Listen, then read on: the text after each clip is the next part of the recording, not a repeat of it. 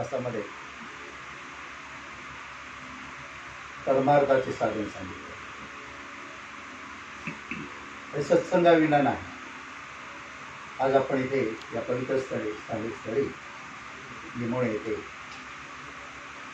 आमचे ज्येष्ठ गुरुबंधू परमपूज्य सद्गुरू श्री विश्वनाथ महाराजांचे परमशिष्य श्री बाबा चव्हाण, आम्ही त्यांना मामलेदार म्हणाले, मामलेदार साहेब, त्यांनी इथले हे पवित्र स्थान महाराजांच्या प्रेरणेने, महाराजांच्या कृपेने निर्माण केले. आणि मग तिथे परमार्थ करण्याची, परमार्थ साधण्याची, संतसंग करण्याची संधी आपल्याला उपलब्ध करून दिली. त्यामुळे आपण सर्वजण आज इथे जमलेलो आहोत. आमचं भाग्य थोर म्हणून जेव्हा इथे उद्घाटन झालं पहिल्या दिवशी, त्या दिवसाला मी हजर होतो. आणि बाबा महाराज, बाबा चव्हाण महाराज, त्यांची भक्ती गुरुविषयी मुंबईमध्येही तिथे कळत पाहिजे, तिथे त्यांच्या प्रतिष्ठा आली आणि त्यांच्यातूनच हे स्थान निर्माण झालेलं आहे. योगायोगाने आज महाशिवरात्री आहे आणि महाशिवरात्रीच्या दिवशी त्यांनी हे स्थान निर्माण केले. शिवाचं स्वरूप परब्रह्म स्वरूप आहे. परमार्थाचं साधन परब्रह्म स्वरूपाची प्राप्ती. परमार्थ करण्याचं कारण, परमार्थ साधण्याचं कारण, परमार्थ म्हणजे काय? परमार्थ, परमार्थ ज्याच्यामध्ये सर्वश्रेष्ठ अर्थ भरलेला आहे. अर्थ म्हणजे हेतू, उद्देश, साधन. त्याचं जे साधन आहे ते म्हणजे नवविधा भक्ती. आणि त्या नवविधा भक्तीपैकी श्रवण भक्ती सांगितली. श्रवण बरोबर असेल तर सगळं काही बरोबर आहे. श्रवण बरोबर नाही तर सगळं काही अज्ञानात करतो, मायेचा भक्त बनतो आणि दुःख बनतो. महाशिवरात्रीचा अर्थ सुद्धा आध्यात्मिक दृष्ट्या फार कमी लोकांना माहीत आहे. शिव स्वरूप म्हणजे परब्रह्म स्वरूप. महाशिवरात्री परब्रह्म स्वरूप असून सुद्धा स्मशानात बसून अहोरात्र साधन भक्ती करणारे, अंगाला राग असून वैराग्याचं परिपूर्ण प्रतिकात्मक स्वरूप असे शिवभगवान. त्यांनी भक्तीचं महत्व सांगितलं. पार्वतीला गुरुगीता सांगितली, गुरुचं महत्व सांगितलं. गुरुशिवाय ज्ञान नाही. त्यांनी आजच्या दिवशी त्या परम स्वरूपाची जे काही महात्म्य आहे ते सहजपणे लोकांना कळावं अशी निर्मिती केली असं म्हणायला हरकत नाही. कारण शिव आणि प्रकृती, शिव आणि शक्ती, प्रकृती आणि पुरुष ह्यांच्याशिवाय हे जगाची निर्मिती नाही आहे. पण जग हे नित्य आहे, अज्ञान स्वरूप आहे. म्हणून रात्र म्हणजे अंधार. त्या अज्ञान अंधकाराचा नाश करून त्या दिवशी त्यांनी मूळ स्वरूप चैतन्य प्रभू म्हणून प्रकट होऊन ते दाखवून दिलं त्या आचार्याला. मग लोक म्हणतात शंकर पार्वतीचं लग्न झालं आज. लग्न म्हणजे काय? लग्नगाठ म्हणजे काय? ऐक्य. ते ऐक्य दोघांचं झालं तेव्हा ही विश्वाची निर्मिती झाली, तेव्हाच होऊ शकते. प्रकृती आणि पुरुष नुसता पुरुष असून जोपर्यंत प्रकृतीशी संबंध येत नाही, तर प्रकृतीची निर्मिती करत नाही, तोपर्यंत विश्व निर्मिती नाही. पण हे सुद्धा अज्ञान आहे. हे सुद्धा अज्ञान आहे. हे सुद्धा हरिसंकल्प आहे. जसं आपण म्हणतो ना, परब्रह्म स्वरूप निर्गुण निराकार ईश्वर, त्याच्यातून हरिसंकल्प आला, अहम अशी जाणीव.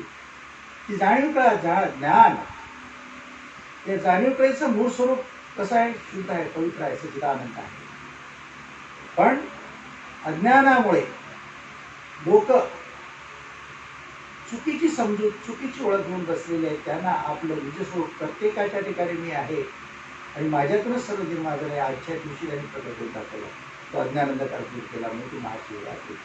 आणि माझ्यातूनच सगळं निर्माण झालेलं आहे. पार्वती माझ्यापेक्षा वेगळी नाही, एकच आहे. प्रकृती माझ्यातूनच निर्माण झालेली आहे. हे चैतन्याचा प्रभाव आजच्या दिवशी प्रकट करून त्याने दाखवला. लोक म्हणतात की नृत्य केलं, तांडव केलं, विष प्याले.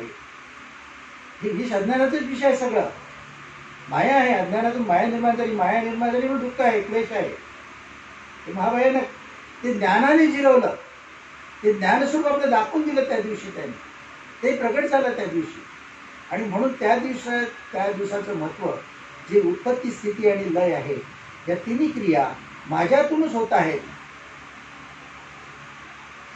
ब्रह्मा, विष्णू, महेश, शरीर सगळं काही तुम्ही म्हणत असले तर शिवरूप परमस्वरूप त्याच्यातूनच सगळं काही निर्माण झालंय. त्याच्या पलीकडे काही नाही. उत्पत्ती, स्थिती, संहार सगळं काय त्याच्यातून होत आहे. मग ते त्या दिवशी ती निर्मिती जी आहे ती दाखवून दिली. ते क्रिएशन त्या दिवशी चालू झालं. आणि ते मायेचं स्वरूप पण नित्य आहे असं गुरुगीतामध्ये पार्वतीला बोलून लोकांसमोर मांडलं. आता हे ज्ञान करण्यासाठी परमार्थ पाहिजे. ज्ञान करण्यासाठी परमार्थ पाहिजे. आणि परमार्थ तो परमार्थ आपल्या स्वरूपाची ओळख ती प्राप्त व्हायला पाहिजे असेल तर साधन भक्ती पाहिजे. म्हणून 9विधा भक्ती सांगितली. ते 9विधा पैकी जी आहे श्रवण भक्ती, त्या श्रवणाचं महत्व या समासामध्ये सांगितलेलं आहे. श्रवणाशिवाय ज्ञान नाही,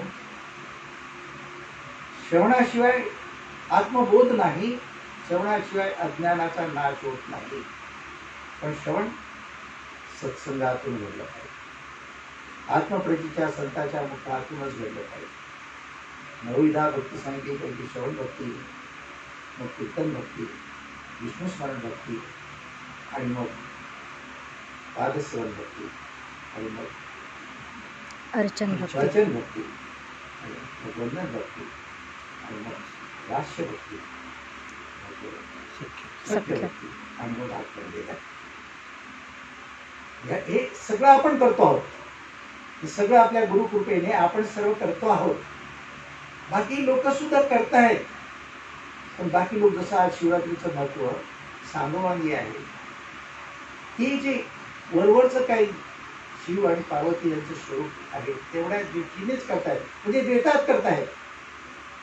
ते देतात करून परमार्थ साधला जाणार नाही. तर अद्वैत भक्तीच घडली पाहिजे. आणि अद्वैत भक्ती त्याच्यासाठी जे मनावर संस्कार पाहिजे. कारण मनुष्याच्या जीवाची निर्मिती ही अज्ञानातून झाली, वासनेतून झालेली आहे. आणि रोमारोमामध्ये ती भरलेली आहे. अनंत जन्माच्या संस्कारामधून ती भरलेली आहे. ती सहजासहजी दूर होणार नाही. म्हणून ते श्रवण घडलं पाहिजे आणि ते सगळ्यांच्या मुखातून घडलं पाहिजे. जे जीव पण आहे, काम, क्रोध, लोभ, मोह, दंभ, अहंकार, त्या षडऋतूंनी आपलं ग्रासलेलं शरीर, त्याच्यातून अहंभाव, मीपणा आणि उपाधीचा अभिमान, या सर्वांमुळे जे जे काय करतो आहे ते दुःखाला आमंत्रण आहे. पण कळत नाही. सुख म्हणून ते करायला जातो आणि भूगर्भाच्या मागे राहतो. आणि शेवटी ह्या आयुष्याला एक मर्यादा आहे. ती मर्यादा संपली की सगळं इथे टाकून जायला तर परत जन्म वाचणारा ते परत जन्म. ह्याच्यातून सुटायला पाहिजे तर तो करणार. आपल्या स्वस्वरूपाची प्राप्ती, परमस्वरूपाची प्राप्ती, त्याच्यासाठी ते साधन भक्ती आहे. आणि त्या साधन भक्तीतून ते नित्य नाडे. पण कसं झालं पाहिजे? नाही तर कसं निरूपणी होता, सद्बुद्धी होते, सलत्याग होता, सवेची जाते. तसं निरूपणाचं श्रवण कामाचं नाही. निरूपणाचं श्रवण ही माझी हकीकत आहे, माझ्या स्वरूपाची हकीकत आहे. मी म्हणून कोण आहे? मी म्हणून एक जाणीव आहे, शुद्ध जाणीव आहे. तोच देव ईश्वर आहे. त्याच्याशिवाय दुसरं काय नाही. देह हा पंचमहाभूताचा आहे, अन्नरसाचं, अन्नसत्वातून निर्माण झालेलं शरीर आहे. आणि ते नाशिवंत आहे. आत्मा तिथे जो आहे चैतन्य प्रभू, त्याच्यामुळे त्याला सर्व काही आहे. तो ज्ञानगण आहे, तो ज्ञानस्वरूप आहे. आणि ते ज्ञान जे आपल्याला कळते आहे. आपल्या ठिकाणी असणारी जाणीव, जाणती जाणीव, जाणणे, कळणे, आपण असल्याचे पण आपण असल्याचे कळणे हे आपल्या सर्व लोकांना, सर्वसामान्य लोकांना, ज्यांना संत सद्गुरू भेटले नाही त्यांना जी ओळख आहे ती देहबुद्धीची, देहाची आहे. देह मन बुद्धी यांच्या विषयीची आहे. त्यांना स्वरूपाची ओळखच नाही. देह काही करत नाही. देह अन्नतत्वातून तयार झालेला आहे. अन्नसत्वाचं आठवण आहे. गुण त्याच्याबरोबर आले. अन्नामध्ये गुण आहेत. पंचमहाभूतातून अन्न निर्माण, पंचमहाभूत गुणातून निर्माण झाली आणि त्याच्यामुळे गुण ते आहेत त्याच्याबरोबर.